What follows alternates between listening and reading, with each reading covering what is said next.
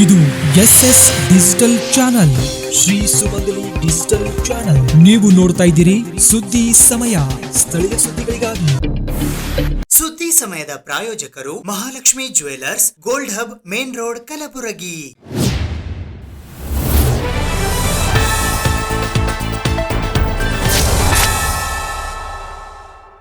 ಸುದ್ದಿ ಸಮಯಕ್ಕೆ ಸ್ವಾಗತ. ನಾನು RJ ಮಂಜು ಹಿರೋಳಿ. ವೇತನ ಪರಿಷ್ಕರಣೆ ಸೇರಿದಂತೆ ವಿವಿಧ ಬೇಡಿಕೆಗಳ ಈಡೇರಿಕೆಗಾಗಿ ಆಗ್ರಹಿಸಿ ಇಂದಿನಿಂದ ಕೆಎಸ್ಆರ್ಟಿಸಿ ನೌಕರರ ಅನಿರ್ದಿಷ್ಟಾವಧಿ ಮುಷ್ಕರ ಪ್ರಾರಂಭವಾದ ಹಿನ್ನೆಲೆಯಲ್ಲಿ ಕಲಬುರಗಿ ನಗರದ ಕೇಂದ್ರ ಬಸ್ ನಿಲ್ದಾಣದಲ್ಲಿ ಪ್ರಯಾಣಿಕರು ಬಸ್ಗಳಿಗಾಗಿ ಪರದಾಡುವ ದೃಶ್ಯಗಳು ಕಂಡುಬಂದವು. ವೇತನ ಪರಿಷ್ಕರಣೆ ಸೇರಿ ವಿವಿಧ ಬೇಡಿಕೆಗಳಿಗಾಗಿ ಆಗ್ರಹಿಸಿ ಸಾರಿಗೆ ನೌಕರರ ಮುಷ್ಕರದ ಹಿನ್ನೆಲೆಯಲ್ಲಿ ಇಂದು ಬೆಳ್ಳಂಬೆಳಿಗ್ಗೆಯೇ ಬಸ್ಗಾಗಿ ಪ್ರಯಾಣಿಕರು ಪರದಾಡಿದರು. ಕಲಬುರಗಿಯ ಕೇಂದ್ರ ಬಸ್ ನಿಲ್ದಾಣದಲ್ಲಿ ಪ್ರಯಾಣಿಕರು ಪರದಾಡುವ ದೃಶ್ಯಗಳು ಕಂಡುಬಂದವು. ಕಲಬುರಗಿಯಿಂದ ವಿವಿಧ ಜಿಲ್ಲೆಗಳಿಗೆ ತೆರಳಲು ಪ್ರಯಾಣಿಕರು ಆಗಮಿಸಿದ್ದರು. ಮುಷ್ಕರದಿಂದ ತೊಂದರೆ ಅನುಭವಿಸಿದ ಪ್ರಯಾಣಿಕರು ಬಸ್ಗಳು ಇಲ್ಲದೆ ಪರದಾಡಿದರು. ಹಲವು ಪ್ರಯಾಣಿಕರು ಖಾಸಗಿ ವಾಹನಗಳಿಗೆ ಮೊರೆ ಹೋದರು. ಆದರೆ ಖಾಸಗಿ ವಾಹನಗಳಿಗೆ ಹೋದರೆ ಹೆಚ್ಚು ಹಣ ವಸೂಲಿ ಮಾಡುವ ಭಯದಿಂದ ಕೆಲ ಪ್ರಯಾಣಿಕರು ಆತಂಕದಲ್ಲಿದ್ದರು. ಕಲಬುರಗಿಯಲ್ಲೂ ಬಸ್ ಸಂಚಾರ ಸ್ಥಗಿತಗೊಂಡಿತ್ತು. 225 ಬಸ್ಗಳ ಪೈಕಿ ಕೇವಲ 25 ಬಸ್ಗಳು ಮಾತ್ರ ರಸ್ತೆಗಿಳಿದಿದ್ದವು. ಕಲಬುರಗಿಯಲ್ಲಿ ಸಾರಿಗೆ ಇಲಾಖೆ ಖಾಸಗಿ ಬಸ್ಗಳನ್ನು ಬಳಸಿಕೊಂಡಿತು. ಸಾರಿಗೆ ಸಂಸ್ಥೆಯ ನೌಕರರ ಮುಷ್ಕರದ ಹಿನ್ನೆಲೆಯಲ್ಲಿ ಖಾಸಗಿ ಬಸ್ಗಳಿಗೆ ಬಸ್ ನಿಲ್ದಾಣದ ಒಳಗೆ ಪ್ರವೇಶಕ್ಕೆ ಅವಕಾಶ ನೀಡಲಾಗಿತ್ತು. ಪ್ರಯಾಣಿಕರ ಪರದಾಟ ತಪ್ಪಿಸಲು ಖಾಸಗಿ ಬಸ್ಗಳನ್ನು ಬಳಸಿಕೊಳ್ಳಲು ಸಾರಿಗೆ ಸಂಸ್ಥೆ ಮುಂದಾಗಿದೆ. ಕಲಬುರಗಿಯ ಕೇಂದ್ರ ಬಸ್ ನಿಲ್ದಾಣಕ್ಕೆ ಖಾಸಗಿ ಬಸ್ಗಳು ಆಗಮಿಸಿದ್ದವು. MR ಟ್ರಾವೆಲ್ಸ್ ನ ಖಾಸಗಿ ಬಸ್ಗಳು ಕಲಬುರಗಿ ಕೇಂದ್ರ ಬಸ್ ನಿಲ್ದಾಣದಲ್ಲಿ ಕಂಡು ಬಂದವು. ಕಲಬುರಗಿಯಲ್ಲಿ ಸಾರಿಗೆ ನೌಕರರ ಮುಷ್ಕರದ ಬಿಸಿ ಕೊಂಚ ತಟ್ಟಿತ್ತು. ಬೆಳಿಗ್ಗೆ 5:15ರಿಂದ ಕೇವಲ ಬೆರಳೆಣಿಕೆಯಷ್ಟು ಬಸ್ಗಳು ಮಾತ್ರ ಸಂಚಾರ ಆರಂಭಿಸಿದ್ದವು. ಈ ಸಂದರ್ಭದಲ್ಲಿ ಮುಂಜಾಗ್ರತಾ ಕ್ರಮವಾಗಿ ಪ್ರಯಾಣಿಕರ ಹಿತದೃಷ್ಟಿಯಿಂದ ಯಾವುದೇ ತೊಂದರೆಯಾಗದಂತೆ ಕಲಬುರಗಿ ನಗರ ಪೊಲೀಸ್ ಆಯುಕ್ತರಾದ ಡಾಕ್ಟರ್ ಶರಣಪ್ಪ SD ಅವರು ಕೇಂದ್ರ ಬಸ್ ನಿಲ್ದಾಣದಲ್ಲಿ ಸಂಚರಿಸುವ ಮೂಲಕ ಪರಿಸ್ಥಿತಿಯ ಮಾಹಿತಿಯನ್ನ ಪಡೆದುಕೊಂಡರು.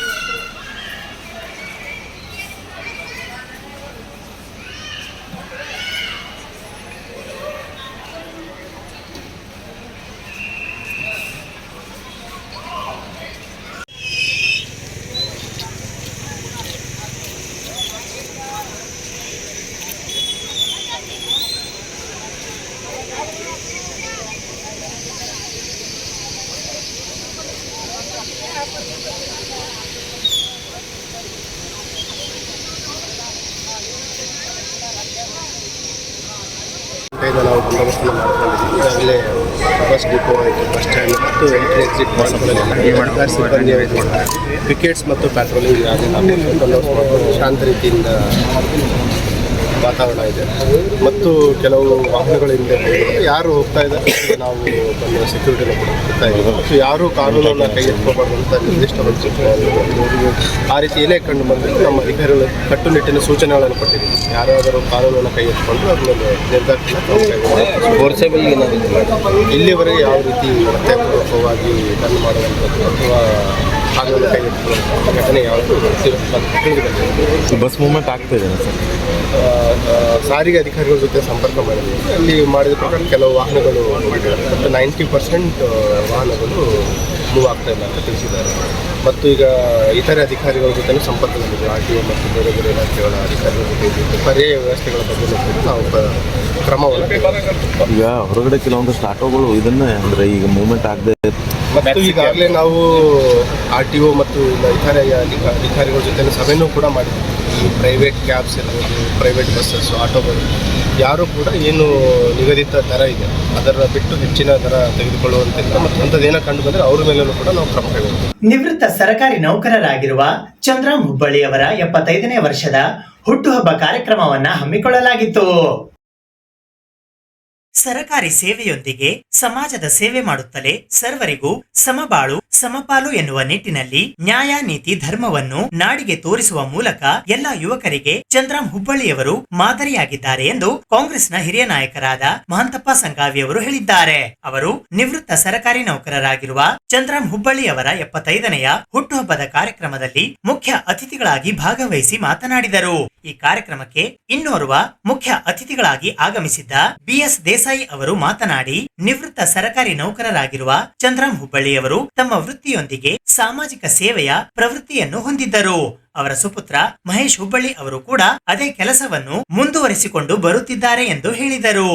ಈ ಕಾರ್ಯಕ್ರಮದಲ್ಲಿ ಕಾಂಗ್ರೆಸ್ನ ಹಿರಿಯ ಮುಖಂಡರಾದ ನೀಲಕಂಠರಾವ್ ಮುಲುಗೆ, ಕರ್ನಾಟಕ ಸರ್ಕಾರದ ಪಂಚ ಗ್ಯಾರಂಟಿ ಸಮಿತಿಯ ಜಿಲ್ಲಾಧ್ಯಕ್ಷರಾದ ಚಂದ್ರಿಕಾ ಪರಮೇಶ್ವರ್, ಪವನ್ ಕುಮಾರ್ ಒಳಕೇರಿ, ರೇವಣಸಿದ್ದಪ್ಪ ದೊಡ್ಡಮನಿ, ಬಸವರಾಜ್ ಡಿಗ್ಗಾವಿ, ಸುರೇಶ್ ಬಡಿಗೇರ್, ಸವಿತಾ ನಾಸಿ, ಗೀತಾ ಮುದಗಲ್, ರೇಣುಕಾ ಹೋಳ್ಕರ್, ವಿಜಯಕುಮಾರ್ ಕಟ್ಟಿಮನಿ, ಸರಕಾರಿ ನೌಕರರ ಸಂಘದ ಜಿಲ್ಲಾಧ್ಯಕ್ಷರಾದ ಬಸವರಾಜ್ ಬಳುಂಡಗಿ, ಧರ್ಮರಾಜ ಜವಳಿ ಸೇರಿದಂತೆ ಅನೇಕರು ಉಪಸ್ಥಿತರಿದ್ದರು. ಕಾರ್ಯಕ್ರಮದ ಪ್ರಾರಂಭದಲ್ಲಿ ಪೂಜ್ಯ ವರಜ್ಯೋತಿ ಭಂತೇಜಿಯವರು ಪ್ರಾರ್ಥನೆ ಮತ್ತು ಧಮ್ಮದೀಪದ ಕಾರ್ಯಕ್ರಮವನ್ನ ನೆರವೇರಿಸಿದರು. ಸೋಮವಾರ ದಿನಾಂಕ 4ನೇ ಆಗಸ್ಟ್ 2025ರಂದು ಬೆಳಗ್ಗೆ 11:30 ಗಂಟೆಗೆ ಕಲಬುರಗಿ ನಗರದ ಜೇವರ್ಗಿ ಕ್ರಾಸ್ ಹತ್ತಿರದ ಶ್ಯಾಮ್ ಫಂಕ್ಷನ್ ಹಾಲ್ ನಲ್ಲಿ ಜರುಗಿದ ಈ ಹುಟ್ಟುಹಬ್ಬ ಸಮಾರಂಭದಲ್ಲಿ ಕರ್ನಾಟಕ ರಾಜ್ಯ ಸರಕಾರಿ ಅರೆ ಸರಕಾರಿ ಪರಿಶಿಷ್ಟ ಜಾತಿ ಪರಿಶಿಷ್ಟ ನೌಕರರ ಸಂಘ ಬೆಂಗಳೂರಿನ ರಾಜ್ಯಾಧ್ಯಕ್ಷರಾದ ಮಹೇಶ್ ಹುಬ್ಬಳ್ಳಿ ಸೇರಿದಂತೆ ಚಂದ್ರಂ ಹುಬ್ಬಳ್ಳಿಯವರ ಆಪ್ತೇಷ್ಟ ಬಂಧು ಮಿತ್ರರು ಉಪಸ್ಥಿತರಿದ್ದರು. द्वितीयाम्पि संघं शरणं गच्छामि तृतीयाम्पि बुद्धं शरणं गच्छामि तृतीयाम्पि धम्मं शरणं गच्छामि तृतीयाम्पि संघं शरणं गच्छामि पाणातिपाता वीरमणि सिक्खापदं समादयामि ಅದಿನ್ನದಾನ ವೀರಮಣಿ ಸಿಕ್ಕಾಪದಂ ಸಮಾಧಿಯಾಮಿ. ಮಾನವ ಹಕ್ಕುಗಳ ಸಂರಕ್ಷಣೆ ಮತ್ತು ಭ್ರಷ್ಟಾಚಾರ ನಿರ್ಮೂಲನಾ ಸಂಸ್ಥೆಯ ವತಿಯಿಂದ ಇಂದು ಕಲಬುರಗಿ ನಗರದ ಪತ್ರಿಕಾ ಭವನದಲ್ಲಿ ಸುದ್ದಿಗೋಷ್ಠಿಯನ್ನು ನಡೆಸಲಾಯಿತು. ಮಾನವ ಹಕ್ಕುಗಳ ಸಂರಕ್ಷಣೆ ಹಾಗೂ ಭ್ರಷ್ಟಾಚಾರ ನಿರ್ಮೂಲನಾ ಸಂಸ್ಥೆ ಹಾಗೂ ಮಾಹಿತಿ ಹಕ್ಕು ಬಳಕೆದಾರರ ವಿಭಾಗದ ವತಿಯಿಂದ ಸಂಸ್ಥಾಪಕ ರಾಜ್ಯಾಧ್ಯಕ್ಷರಾದ ಡಾಕ್ಟರ್ ರಾಘವೇಂದ್ರ SR ಅವರು ಇಂದು ಕಲಬುರಗಿ ನಗರದ ಪತ್ರಿಕಾ ಭವನದಲ್ಲಿ ಸುದ್ದಿಗೋಷ್ಠಿಯನ್ನ ನಡೆಸಿದರು. ಈ ಸಂದರ್ಭದಲ್ಲಿ ಮಾತನಾಡಿದ ಅವರು, ಮಾನವ ಹಕ್ಕುಗಳ ಸಂರಕ್ಷಣೆ ಮತ್ತು ಭ್ರಷ್ಟಾಚಾರ ನಿರ್ಮೂಲನಾ ಸಂಸ್ಥೆ ಸಾಮಾನ್ಯವಾಗಿ ಮಾನವ ಹಕ್ಕುಗಳ ಉಲ್ಲಂಘನೆಯಾಗುವ ಸಂದರ್ಭಗಳಲ್ಲಿ ನಿಮ್ಮ ಹಕ್ಕುಗಳನ್ನು ತಿಳಿದುಕೊಳ್ಳಲು ಸಹಕಾರಿಯಾಗಿದೆ ಎಂದು ಹೇಳಿದರು. ಸಂವಿಧಾನದ 3 ಅಂಗಗಳಾದ ಕಾರ್ಯಾಂಗ, ಶಾಸಕಾಂಗ ಮತ್ತು ನ್ಯಾಯಾಂಗದ ಮೇಲೆ ನಂಬಿಕೆ ಕಳೆದುಕೊಂಡು ಎಷ್ಟೋ ಜನರು ಒಂಟಿಯಾಗಿ ಹೋರಾಡಲು ಆಗದೆ ಯಾರಾದರೂ ನಮ್ಮ ಕಷ್ಟಗಳಿಗೆ ಆಗಬಹುದೇ ಎಂದು ಕಾಯುತ್ತಿರುವವರಿಗೆ ನಮ್ಮ ಸಂಸ್ಥೆ ಕೈ ಜೋಡಿಸಲಿದೆ ಎಂದು ತಿಳಿಸಿದರು. ಒಂದು ಕಾರ್ಯಕ್ರಮ ಮತ್ತು ತರಬೇತಿಯನ್ನು ಕೂಡ ನಮ್ಮ ಸಂಸ್ಥೆಯ ವತಿಯಿಂದ ಮಾಡಿಕೊಂಡಿದ್ದೇವೆ. ಈ ಒಂದು ಸಂಸ್ಥೆಯಲ್ಲಿ ಮುಖ್ಯವಾಗಿ ಅಂತಂದರೆ ನಮ್ಮ ಈ ಒಂದು ಸಂಸ್ಥೆಯಲ್ಲಿ ಇದುವರೆಗೂ ಸುಮಾರು ಕರ್ನಾಟಕ ರಾಜ್ಯಾದ್ಯಂತ ಎಲ್ಲ ಜಿಲ್ಲೆನಲ್ಲೂ ಸುಮಾರು 1900 ಸದಸ್ಯರುಗಳು ನಮ್ಮಲ್ಲಿ ಇದ್ದಾರೆ ಆಲ್ರೆಡಿ. ಅವರಿಗೆ ನಾವು ಯಾವುದೇ ರೀತಿಯಲ್ಲಿ ಸಮಸ್ಯೆ ಆದಾಗ ನಮ್ಮ ಕಚೇರಿ ವಿಳಾಸ ಮತ್ತು ದೂರವಾಣಿ ಸಂಖ್ಯೆಯನ್ನು ಕೊಟ್ಟಿದ್ದೀವಿ. ಅವರು ಅದರ ಬಗ್ಗೆ ಅವರ ಸಮಸ್ಯೆಗಳ ಬಗ್ಗೆ ಹೇಳಿದಾಗ ನಮ್ಮ ರಾಜ್ಯಾಧ್ಯಕ್ಷರುಗಳು ಮತ್ತು ರಾಜ್ಯ ಸಮಿತಿಯವರು ಮತ್ತು ಆಯಾ ಜಿಲ್ಲಾ ಕಮಿಟಿಯವರು ಅದರ ಬಗ್ಗೆ ಸ್ಪಂದನೆ ಮಾಡಿ ತಕ್ಷಣ ಅವರಿಗೆ ಯಾವುದಾದ್ರೂ ಒಂದು ಸಲಹೆ ಮಾರ್ಗದರ್ಶನ ನೀಡ್ತಕ್ಕಂಥದ್ದು ಅಥವಾ ಆ ಊರಿಗೆ ಹೋಗಿ ಅವರಿಗೆ ಒಂದು ಸಮಸ್ಯೆಯನ್ನು ಬಗೆಹರಿಸುವ ನಿಟ್ಟಿನಲ್ಲಿ ಒಂದು ಹೋರಾಟದ ಒಂದು ಕಾರ್ಯಕ್ರಮ. ಮುಖ್ಯವಾಗಿ ನಾವಿಲ್ಲಿ ಈಗ ಏನು ಮಾನವ ಹಕ್ಕು ಸಂರಕ್ಷಣೆ ಬಗ್ಗೆ ಏನು ಜನರಿಗೆ ಸಾರ್ವಜನಿಕರಿಗೆ ಸಮಸ್ಯೆಗಳಾಗ್ತಾಯಿವೆ, ಅವರ ಹಕ್ಕನ್ನು ಉಳಿಸ್ಕೊಳ್ಳೋದಕ್ಕೆ ಈಗ ಮೂಲಭೂತ ಹಕ್ಕುಗಳು ಅಂತ ಏನು ಕೊಟ್ಟಿದ್ದಾರೆ, ಆ ಮೂಲಭೂತ ಹಕ್ಕುಗಳನ್ನು ಕೇಳುವಂಥ ಸ್ಥಿತಿಯಲ್ಲೂ ಕೂಡ ನಮ್ಮಲ್ಲಿ ಇವತ್ತು ಎಷ್ಟೋ ಜನರಿಲ್ಲ, ಹಳ್ಳಿ ಜನ ಒಂದು ಭಯದ ವಾತಾವರಣದಲ್ಲಿ ಇವತ್ತಿಗೂ ಕೂಡ ಬದುಕ್ತಾ ಇದ್ದಾರೆ. ಬಟ್ ಈ ಒಂದು ವಿಚಾರವನ್ನು ತಾವು ಮಾಧ್ಯಮದವರು ಸಾಕಷ್ಟು ಬಾರಿ ಅದನ್ನು ಸರ್ಕಾರದ ಗಮನಕ್ಕೆ ತಂದಿದ್ದೀರಾ. ಬಟ್ ಸರ್ಕಾರ ಇದುವರೆಗೂ ಯಾರು ಅನ್ಯಾಯ, ದಬ್ಬಾಳಿಕೆ, ದೌರ್ಜನ್ಯಕ್ಕೆ ಒಳಗಾಗ್ತಾ ಇದ್ದಾರೆ ಅದರ ಬಗ್ಗೆ ಏನು ಕ್ರಮ ತಗೊಳ್ತಾ ಇಲ್ಲ. ಇತ್ತೀಚೆಗಂತೂ ಅದು ಮೂಲೆ ಗುಂಪಾಗಿಬಿಟ್ಟಿದೆ. ಆದ್ದರಿಂದ ಏನಂತಂದರೆ ಈಗ ಸಾಮಾನ್ಯವಾಗಿ ನಮ್ಮ ಕರ್ನಾಟಕ ರಾಜ್ಯದಲ್ಲಿ ಎಲ್ಲ ಜಿಲ್ಲೆಗಳಲ್ಲೂ ಕೂಡ ಇಂಥ ಒಂದು ಅನೇಕ ಸಂಸ್ಥೆಗಳು ಇದ್ರ ಬಗ್ಗೆ ಅವಿರತವಾದ ಒಂದು ಪ್ರಯತ್ನವನ್ನು ಮಾಡ್ತಾಯಿದ್ದಾರೆ. ನಮ್ಮಲ್ಲಿ ಕೆಲವು ವಿಚಾರಗಳನ್ನು ಈಗ ಆಲ್ರೆಡಿ ನಾವೇನು ಹೋರಾಟಗಾರರಿಗೆ ಸಮಸ್ಯೆ ಆಗ್ತದೆ ಅವ್ರಿಗೆ ತರಬೇತಿ ಕೊಡ್ತಕ್ಕಂಥದ್ದು ಇದನ್ನು ಮಾಡ್ತಕ್ಕಂಥದ್ದು. ಜೊತೆಗೆ ನಮ್ಮಲ್ಲಿ ಸದಸ್ಯತ್ವವನ್ನು ಪಡೀಲಿಕ್ಕೆ ನಾವು ಅವರಿಗೆ ನಿರ್ದಿಷ್ಟವಾಗಿ ಅವರ ಒಂದು ಇದರಲ್ಲಿ ನಾವು 1200 ರೂಪಾಯಿಗಳನ್ನು ಒಂದು ಬಾರಿ ಅವರ ಸದಸ್ಯತ್ವವನ್ನು ಪಡೀಲಿಕ್ಕೆ ಕೂಡ ಅದನ್ನು ಕೂಡ ನಾವು ಸದಸ್ಯತ್ವ ಅಭಿಯಾನ ಅಂತೇಳಿ ನಾವು ಪ್ರತಿ ಜಿಲ್ಲೆಯಲ್ಲಿ ಮಾಡ್ತಾಯಿದ್ದೀವಿ. ಆದರೆ ಈ ಸದಸ್ಯತ್ವ ಅಭಿಯಾನವನ್ನು ನಾವು ಪ್ರಪ್ರಥಮ ಬಾರಿಗೆ ಕಲಬುರಗಿ ಜಿಲ್ಲೆಯಿಂದ ಪ್ರಾರಂಭ ಮಾಡಿದ್ದೀವಿ. ಇದನ್ನು ಅಂದರೆ ಬೇರೆ ರೀತಿಯಲ್ಲಿ ಹೋರಾಟಕ್ಕೆ ಹೋಗಿದ್ದೀವಿ, ಎಲ್ಲ ಜಿಲ್ಲೆಗಳಿಗೂ ಹೋಗಿದ್ದೀವಿ ಸಾಕಷ್ಟು ಬಾರಿ. ಬಟ್ ಈ ಸದಸ್ಯತ್ವ ಅಭಿಯಾನ ಒಂದು ಪ್ರಾರಂಭವನ್ನು ನಾವು ಕಲಬುರಗಿ ಜಿಲ್ಲೆಯಲ್ಲಿ ನಮ್ಮ ಕಲಬುರಗಿ ಜಿಲ್ಲಾ ಅಧ್ಯಕ್ಷರ ಒಂದು ಕೋರಿಕೆ ಮೇರೆಗೆ ನಾವು ಇಲ್ಲಿಂದ ನಾವು ಪ್ರಾರಂಭ ಮಾಡಿದ್ದೀವಿ. ನಮ್ಮ ರಾಜ್ಯಾಧ್ಯಕ್ಷರು ಬರಬೇಕಿತ್ತು, ಬಟ್ ಅವರಿಗೆ ಯಾವುದೋ ಕಾರಣಾಂತರಗಳಿಂದ ಬರಲಿಕ್ಕಾಗಲಿಲ್ಲ. ಮುಂದಿನ ದಿನಗಳಲ್ಲಿ ಬರ್ತಾರೆ. ಹೀಗಾಗಿ ನಮ್ಮ ಒಂದು ಸಂಸ್ಥೆಯಲ್ಲಿ ಅಂದರೆ ಎಲ್ಲಿ ಮಾನವ ಹಕ್ಕು ಉಲ್ಲಂಘನೆ ಆಗ್ತಾಯಿದೆ ಮತ್ತು ಮಹಿಳೆಯರಿಗೆ ಎಲ್ಲಿ ತೊಂದರೆ ಆಗ್ತಾಯಿದೆ ಮತ್ತು ಸಮಾಜದಲ್ಲಿ ಯಾವ ರೀತಿ ಅಧಿಕಾರಿಗಳು ಏನು ಲಂಚ ರುಷುವತ್ತು ಇನ್ನೊಂದು ಮತ್ತು ವಿಳಂಬ ಮಾಡ್ತಕ್ಕಂಥದ್ದು, ಯಾವುದೇ ಅರ್ಜಿಗೆ ವಿಳಂಬ ಮಾಡ್ತಕ್ಕಂಥದ್ದು, ಅಂಥ ವಿಚಾರದಲ್ಲಿ ಸಾರ್ವಜನಿಕರು ಯಾರೇ ಆಗಿರ್ಬೋದು ನಮ್ಮ ಸಂಸ್ಥೆಯ ಒಂದು ದೂರವಾಣಿ ಸಂಖ್ಯೆಗಳನ್ನು ನಾವು ಕರಪತ್ರದಲ್ಲಿ ಕೊಟ್ಟಿದ್ದೀವಿ. ಅಲ್ಲಿ ಕರೆ ಮಾಡಿದರೆ ಅವರು ಯಾವುದೇ ಜಿಲ್ಲೆಯವರಾದರೂ ಕೂಡ ನಮ್ಮ ಬೆಂಗಳೂರು ಹೆಡ್ ಆಫೀಸಿಂದ ಅವರಿಗೆ ಸಲಹೆ ಮಾರ್ಗದರ್ಶನ ಮತ್ತು ಅವ್ರದ್ದು ಏನು ಸಮಸ್ಯೆ ಇದೆ ಅನ್ನೋದನ್ನು ನಮ್ಮ ರಾಜ್ಯಾಧ್ಯಕ್ಷರು ಸಂಬಂಧಪಟ್ಟ ಅಧಿಕಾರಿಗಳಿಗೆ ಅಲ್ಲಿಂದನೇ ದೂರವಾಣಿ ಕರೆ ಮೂಲಕ ಮಾತನಾಡ್ತಾರೆ. ಸುದ್ದಿ ಇನ್ನು ಇವೆ, ಸದ್ಯಕ್ಕೆ ಬ್ರೇಕ್. ಇದು SS ಡಿಜಿಟಲ್ ಚಾನಲ್, ಶ್ರೀ ಸುಮಂಗಲಿ ಡಿಜಿಟಲ್ ಚಾನಲ್. ನೀವು ನೋಡ್ತಾ ಇದ್ದೀರಿ ಸುದ್ದಿ ಸಮಯ, ಸ್ಥಳೀಯ ಸುದ್ದಿಗಳಿಗಾಗಿ. ಸುದ್ದಿ ಸಮಯದ ಪ್ರಾಯೋಜಕರು Mahalakshmi jewellers, gold hub, main road, Kalaburagi.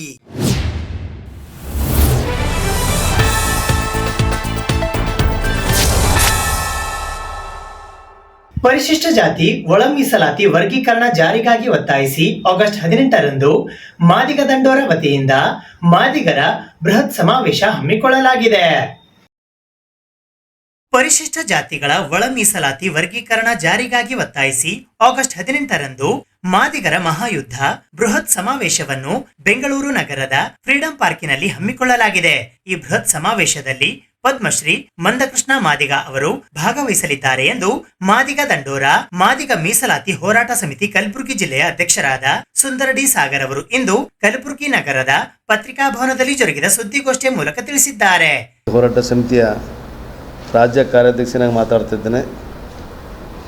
ಇದೇ ಬರುವ 18ನೇ ತಾರೀಕಿಗೆ ರಾಷ್ಟ್ರೀಯ ನಾಯಕರಾಗಿರ್ತಕ್ಕಂಥ ಸನ್ಮಾನ್ಯ ಶ್ರೀ ಮಂದಕೃಷ್ಣ ಮಾದಿಗ ಅವರು ಕರ್ನಾಟಕ ರಾಜ್ಯಕ್ಕೆ ಬೆಂಗಳೂರು ನಗರದ ಫ್ರೀಡಂ ಪಾರ್ಕ್ನಲ್ಲಿ ಮಾದಿಗರ ಮಹಾಯುದ್ಧ ಅಂತೇಳಿ ದೊಡ್ಡ ಸಮಾವೇಶ ಹಮ್ಮಿಕೊಂಡಿದ್ದಾರೆ. ಈ ಕಾರ್ಯಕ್ರಮ ಇಡೀ ರಾಜ್ಯದಲ್ಲಿ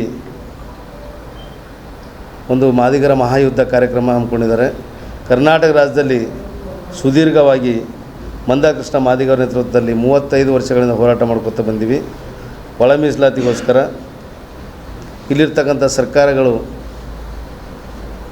ಒಳ ಮೀಸಲಾತಿ ಮಾಡುವಲ್ಲಿ ಮೀನಾಮೇಷ ಮಾಡ್ಕೋತ ಬಂತು. 2 ವರ್ಷ ಕೆಳಗಡೆ ಪಕ್ಕದ ರಾಜ್ಯ ಆಗಿರ್ತಕ್ಕಂಥ ತೆಲಂಗಾಣದಲ್ಲಿ ಹೈದರಾಬಾದ್ನಲ್ಲಿ ಮಾದಿಗರ ವಿಶ್ವರೂಪ ಮಹಾ ಕಾರ್ಯಕ್ರಮ ಹಮ್ಮಿಕೊಂಡಿದ್ರು. ಆ ಕಾರ್ಯಕ್ರಮಕ್ಕೆ ಲಕ್ಷಗಟ್ಟಲೆ ಜನಸಂಖ್ಯೆ ಸಾಗರ ಬಂದಿತ್ತು. ಈ ದೇಶದ ಪ್ರಧಾನಮಂತ್ರಿಗಳು ಕೂಡ ಆ ಕಾರ್ಯಕ್ರಮದಲ್ಲಿ ಬಂದಿದ್ದರು. ತದನಂತರ ಹೋರಾಟ ಮುಂದುವರೆದು ಭಾಗವಾಗಿ ಆಗಸ್ಟ್ 1, 2024ರಂದು ಸರ್ವೋಚ್ಚ ನ್ಯಾಯಾಲಯದ ತೀರ್ಪು ಬಂದರೂ ಕೂಡ ಇಲ್ಲಿರ್ತಕ್ಕಂಥ ಕಾಂಗ್ರೆಸ್ ಸರ್ಕಾರ, ಸಿದ್ದರಾಮಯ್ಯ ಸರ್ಕಾರ ಒಳ ಮೀಸಲಾತಿ ಮಾಡುವಲ್ಲಿ ಮೀನಾಮೇಷ ಮಾಡಿಕೊಂಡು ಸುಪ್ರೀಂ ಕೋರ್ಟ್ ತೀರ್ಪಿನಲ್ಲಿ ಕ್ಲಿಯರ್ ಕಟ್ಟಾಗಿ ಹೇಳಿದ್ದಾರೆ. ಯಾವ ರಾಜ್ಯದಲ್ಲಿ ಇಂಪೀರಿಯಲ್ ಡಾಟಾ ಇದೆ, ದತ್ತಾಂಶ ಇದೆ, ಅಲ್ಲಿ ಜಾತಿ ಜನಗಣತಿ ಮಾಡುವಂಥ ಅವಶ್ಯಕತೆ ಇಲ್ಲ. ಆಲ್ರೆಡಿ ಕರ್ನಾಟಕ ರಾಜ್ಯದಲ್ಲಿ ಸದಾಶಿವ ಆಯೋಗನವರ ದತ್ತಾಂಶನೂ ಇತ್ತು, ಮಾಧುಸ್ವಾಮಿಯವ್ರ ವರದಿನೂ ಕೂಡ ಇತ್ತು. ಆದರೂ ಕೂಡ ಸಿದ್ದರಾಮಯ್ಯ ಸರ್ಕಾರ ಕುಂಟನೆ ಪಳ್ಕೊಂಡು ಜಾತಿ ಜನಗಣತಿ ಮಾಡಿಕೊಂಡು ಕಾಲಹರಣ ಮಾಡಿ 1 ವರ್ಷ ಆಯಿತು. ಆ 1 ವರ್ಷ ಆಗಿನ ಸಲುವಾಗಿ ಸನ್ಮಾನ್ಯ ರಾಷ್ಟ್ರೀಯ ಮಂದಕೃಷ್ಣ ಮಾದಿಗ ಅವರು ಬೇಸತ್ತು ಕರ್ನಾಟಕ ರಾಜ್ಯಕ್ಕೆ ಆಗಮಿಸ್ತಿದ್ದಾರೆ. ಕರ್ನಾಟಕ ರಾಜ್ಯದಲ್ಲಿ ಇದೇ 18ನೇ ತಾರೀಕಿಗೆ ಮಾದಿಗರ ಮಹಾಯುದ್ಧ ಅಂತೇಳಿ ಒಂದು ಸಮಾವೇಶ ಮಾಡ್ತಾಯಿದ್ದಾರೆ. ಈ ಕಾರ್ಯಕ್ರಮಕ್ಕೆ ಕಲಬುರಗಿ ಜಿಲ್ಲೆಯಲ್ಲಿರ್ತಕ್ಕಂಥ ಎಲ್ಲ ಬುದ್ಧಿಜೀವಿಗಳು, ಯುವಕರು, ಹೋರಾಟಗಾರರು, ದಲಿತ ಪರ ಸಂಘಟನೆಗಳು, ಒಳ ಮೀಸಲಾತಿ ಚಿಂತಕರು ತಾವೆಲ್ಲ ಕೂಡ ಕಲಬುರಗಿ ಜಿಲ್ಲೆಯಿಂದ ಹೆಚ್ಚಿನ ಸಂಖ್ಯೆಯಲ್ಲಿ ಇದೇ 18ನೇ ತಾರೀಕಿಗೆ ಫ್ರೀಡಮ್ ಪಾರ್ಕ್ ಬಂದು ಮಂದಾಕೃಷ್ಣ ಅವರು ಮಾಡ್ತಿರ್ತಕ್ಕಂಥ ಮಾದಿಗರ ಮಹಾಯುದ್ಧ ನಮ್ಮ ರಾಜ್ಯಾಧ್ಯಕ್ಷರಾಗಿರ್ತಕ್ಕಂಥ ನರಸಪ್ಪ ಬಿ ದಂಡರವರ ನೇತೃತ್ವ ನಡೀತಾ ಇದೆ. ಆದ್ದರಿಂದ ಕಲಬುರಗಿ ಜಿಲ್ಲೆಯ ಸಮಸ್ತ ಮಾದಿಗರು ಹೆಚ್ಚಿನ ಸಂಖ್ಯೆಯಲ್ಲಿ ಬಂದು ಈ ಕಾರ್ಯಕ್ರಮ ಯಶಸ್ವಿಗೊಳಿಸಬೇಕಂತೇಳಿ ತಮ್ಮ ಮಾಧ್ಯಮದ ಮುಖಾಂತರ ಮನವಿ ಮಾಡುತ್ತೇನೆ.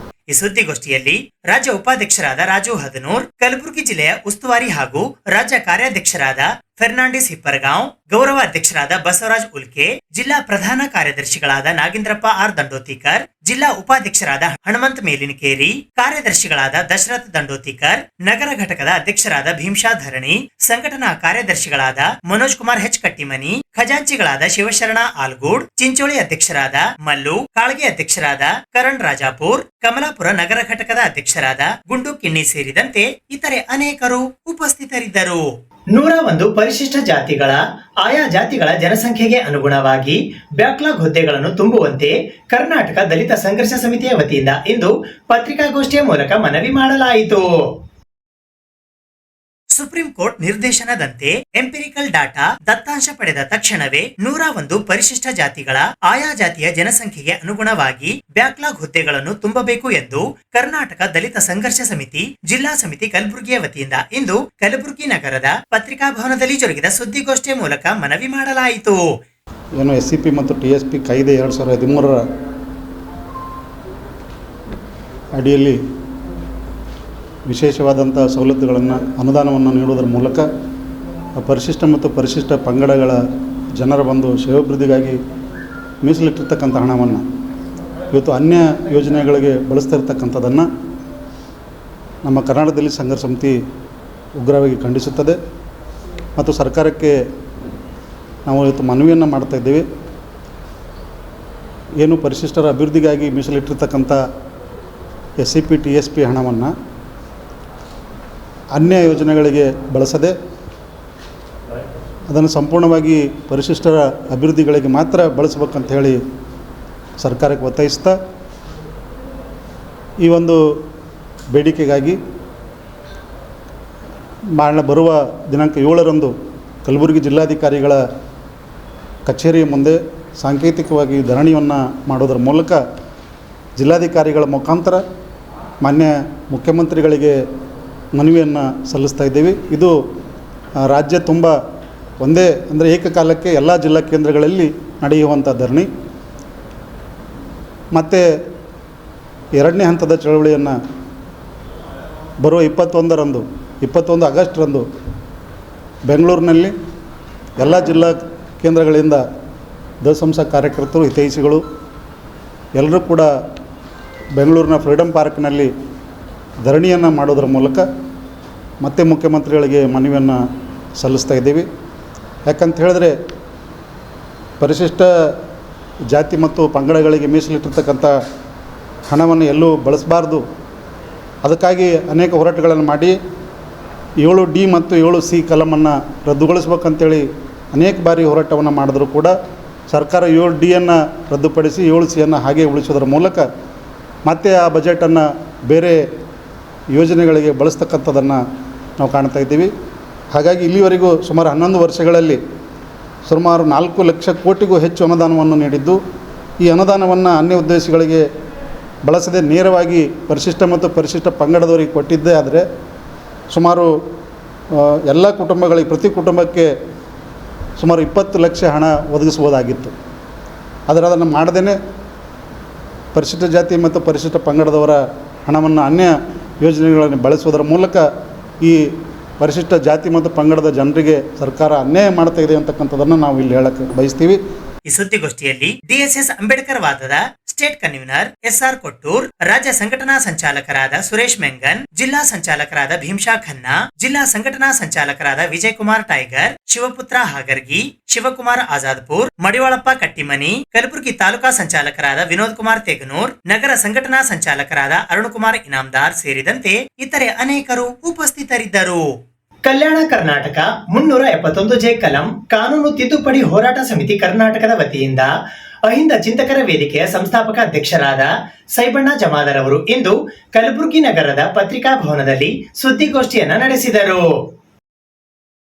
ಕಲ್ಯಾಣ ಕರ್ನಾಟಕ ಪ್ರದೇಶ ಅಭಿವೃದ್ಧಿ ಮಂಡಳಿಯ 2019ರಿಂದ 2024ರವರೆಗಿನ ಅಕ್ರಮಗಳ ಸಮಗ್ರ ತನಿಖೆಗಾಗಿ ಸಿಬಿಐಗೆ ವಹಿಸುವಂತೆ ಮತ್ತು ಕಾನೂನು ಬಾಹಿರವಾಗಿ ಮಂಡಳಿಯ ಅಧ್ಯಕ್ಷ ಮತ್ತು ಕಾರ್ಯದರ್ಶಿಯನ್ನು ನೇಮಿಸಲಾಗಿದ್ದು, ಸದರಿಯವರನ್ನು ಮಂಡಳಿಯಿಂದ ಕೈಬಿಡುವಂತೆ ಕರ್ನಾಟಕ ಉಚ್ಚ ನ್ಯಾಯಾಲಯದಲ್ಲಿ ಸಾರ್ವಜನಿಕ ಹಿತಾಸಕ್ತಿ ಅರ್ಜಿ ಸ್ವೀಕೃತಗೊಂಡಿರುವ ಬಗ್ಗೆ ಕಲ್ಯಾಣ ಕರ್ನಾಟಕ 371 ಕಲಂ ಕಾನೂನು ತಿದ್ದುಪಡಿ ಹೋರಾಟ ಸಮಿತಿ ಕರ್ನಾಟಕದ ವತಿಯಿಂದ ಅಹಿಂದ ಚಿಂತಕರ ವೇದಿಕೆಯ ಸಂಸ್ಥಾಪಕ ರಾಜ್ಯಾಧ್ಯಕ್ಷರಾದ ಸೈಬಣ್ಣ ಜಮಾದಾರ್ ಅವರು ಇಂದು ಕಲಬುರಗಿ ನಗರದ ಪತ್ರಿಕಾ ಭವನದಲ್ಲಿ ಜರುಗಿದ ಸುದ್ದಿಗೋಷ್ಠಿಯ ಮೂಲಕ ತಿಳಿಸಿದ್ದಾರೆ. ಆಗಿರಬಹುದು ಮತ್ತು ಶೈಕ್ಷಣಿಕವಾಗಿ ಹೀಗೆ ಡೆವಲಪ್ಮೆಂಟ್ ಆಗುವ ಸಲುವಾಗಿ ಒಂದು ಮಂಡಳಿಯನ್ನು ರಚನೆ ಮಾಡ್ತಾರೆ.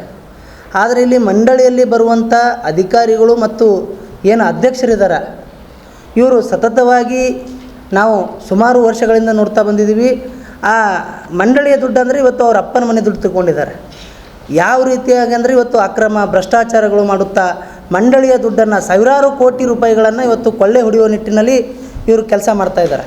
ಮತ್ತು ಏನು ಈ ಹಿಂದಿನ BJP ಸರ್ಕಾರ 40% ಸರ್ಕಾರ ಇದೆ, ಇಲ್ಲೆಲ್ಲರೂ ಕಳ್ಳರದಾರ, ಕ್ರೈಡಲಲ್ಲಿ ಅಧಿಕಾರಿಗಳು ಕಳ್ಳರದಾರ, ಮತ್ತೇನದ ಬೇರೆ ಬೇರೆ ಕಡೆಯೆಲ್ಲ ಕಳ್ಳರದಾರ ಅಂತ ಹೇಳಿಕೆಂದ್ರೆ ಇವತ್ತು ಅಪವಾದನೆ ಮಾಡುತ್ತಾ ಇವತ್ತು 40% ಸರ್ಕಾರ ಅಂತ ಹೇಳುತ್ತಾ ಇವತ್ತು ಅಧಿಕಾರಕ್ಕೆ ಬಂದಂಥ ಕಾಂಗ್ರೆಸ್ ಸರ್ಕಾರ ಏನು ಮಾಡ್ತಾ ಇದೆ ಅಂದರೆ ಇವತ್ತು ಆ ಕಳ್ಳರನ್ನು ಅವ್ರು ದೊಡ್ಡ ಕಳ್ಳರು, ಅವರನ್ನು ಉಳಿಸುವ ನಿಟ್ಟಿನಲ್ಲಿ ಇವತ್ತು ಏನೆಲ್ಲ ಕೆಲಸಗಳು ಏನೆಲ್ಲ ಕುತಂತ್ರಗಳು ಮಾಡ್ತಾ ಇದ್ದಾರೆ ಅಂದ್ರೆ ಕಾಂಗ್ರೆಸ್ ಸರ್ಕಾರ ಬಂದ ಕೂಡಲೇ ಇವತ್ತು ಏನು ಕಲ್ಯಾಣ ಕರ್ನಾಟಕ ಪ್ರದೇಶ ಅಭಿವೃದ್ಧಿ ಮಂಡಳಿ ಮತ್ತು ಕಲ್ಯಾಣ ಕರ್ನಾಟಕ ಮಾನವ ಸಂಪನ್ಮೂಲ ಕೃಷಿ ಸಾಂಸ್ಕೃತಿಕ ಸಂಘದಲ್ಲಿ 3,000 ಕೋಟಿ ರೂಪಾಯಿ ಹಗರಣ ಆಗಿದೆ ಅಂಥೇಳಿ ಅಪವಾದನೆಯನ್ನು ಮಾಡುವ ಮೂಲಕ ಇವತ್ತು ತನಿಖಾ ತಂಡವನ್ನು ರಚನೆ ಮಾಡ್ತಾರೆ. ಮೊದಲಿಗೆ ಆ ತನಿಖಾ ತಂಡದ ರಚನೆ ಆದಮೇಲೆ ಒಂದು 6 ತಿಂಗಳು ಬಿಟ್ಟು ಇಲ್ಲ ತನಿಖಾ ತಂಡದ ವರದಿ ಸ್ಯಾಟಿಸ್ಫ್ಯಾಕ್ಷನ್ ಆಗಿಲ್ಲ, ಮತ್ತೊಂದು ತನಿಖೆಯನ್ನು ಮಾಡಿಸ್ತೀವಿ ಅಂಥೇಳಿ ಮತ್ತೆ ತನಿಖೆ ಕುಂಡಿಸ್ತಾರೆ. ಅದು ಷರತ್ತುಬದ್ಧವಾದಂಥ ತನಿಖೆಯನ್ನು ಮಾಡ್ತಾರೆ. ಏನಂದರೆ 6 ತಿಂಗಳಲ್ಲಿ ಆ ತನಿಖಾ ವರದಿಯನ್ನು ಬಹಿರಂಗಪಡಿಸಿ ಏನು 3,000 ಕೋಟಿ ಭ್ರಷ್ಟಾಚಾರ ಮಾಡಿದರೆ ಎಲ್ಲರಿಗೆ ಜೈಲಿಗೆ ಹಾಕ್ತೀವಿ, ನಮ್ಮ ಕಾಂಗ್ರೆಸ್ ಸರ್ಕಾರದ ಪಂಚ ಗ್ಯಾರಂಟಿಗಳ ಜೊತೆಗೆ ಇದು ಭ್ರಷ್ಟರನ್ನು ಜೈಲಿಗೆ ಹಾಕುವುದು, ಭ್ರಷ್ಟಾಚಾರವನ್ನು ತಡೆಯುವುದು 6ನೇ ಗ್ಯಾರಂಟಿ ಅಂಥೇಳಿ ಇವತ್ತು ಕಾಂಗ್ರೆಸ್ ಸರ್ಕಾರ ಇವತ್ತು ಅನೌನ್ಸ್ಮೆಂಟು ಮಾಡ್ತು. ಆದರೂ ಮುಂದೆ ಬಂದು ಇವರು ಏನು ಮಾಡಿದ್ರು ಅಂದರೆ ಇವತ್ತು ಆ BJP ಸರ್ಕಾರಕ್ಕಿಂತಲೂ ಕೂಡ ಅವರು 40% ಚೋರಾದರೆ ಇವರು 50% ಚೋರಾದರು.